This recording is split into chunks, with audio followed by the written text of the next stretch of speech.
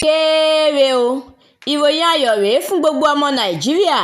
Orílẹ̀-èdè United Arab Emirates ti bẹ̀rẹ̀ sí ní fún àwọn ọmọ orílẹ̀-èdè yìí tó fẹ́ rìnrìn àjò lọ sórílẹ̀-èdè ọ̀hún ní físà lọ́nà àti mú kí àjọṣepọ̀ tó gúnmọ́ bẹ̀rẹ̀ kó sì wà láàrin orílẹ̀-èdè nàìjíríà àti orílẹ̀-èdè United Arab Emirates ló mú kí ààrẹ Tinubu gbé àwọn ìgbésẹ̀ ìpàdé lóríṣiríṣi pẹ̀lú ìṣàkóso orílẹ̀-èdè United Arab Emirates lábẹ́ ààrẹ wọn Sheikh Mohammed bin Zayed Al Nahyan.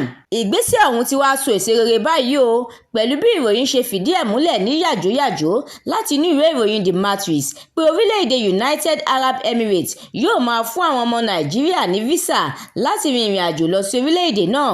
Ìdàgbàsókè ọ̀hún ni wọ́n ní ó ti bẹ̀rẹ̀ láti ọjọ́ Ajé Monday ọjọ́ 4 oṣù kẹta ọdún 2024. Ẹni tó jẹ́ aṣáájú orílẹ̀-èdè United Arab Emirates lórílẹ̀-èdè Nàìjíríà Salim Said Al-Shamsi ti wá fìdí ẹ̀ múlẹ̀ pé gbogbo àwọn ọmọ Nàìjíríà tó bá fẹ́ lọ sí orílẹ̀-èdè United Arab Emirates gbọ́dọ̀ gba nọ́mbà kan tí wọ́n pè ní document verification number nípa gbígba ojú òpó ayélujára wọlé. Wàyí o, òkodoro bẹ̀ ni wípé gbogbo ọmọ Nàìjíríà tó bá fẹ́ lọ sórílẹ̀-èdè United Arab Emirates ààyè ti ṣí sílẹ̀ báyìí. Àdúrà mọ́mi Balógun ló ṣe òǹgbùfọ̀ ìròyìn yìí.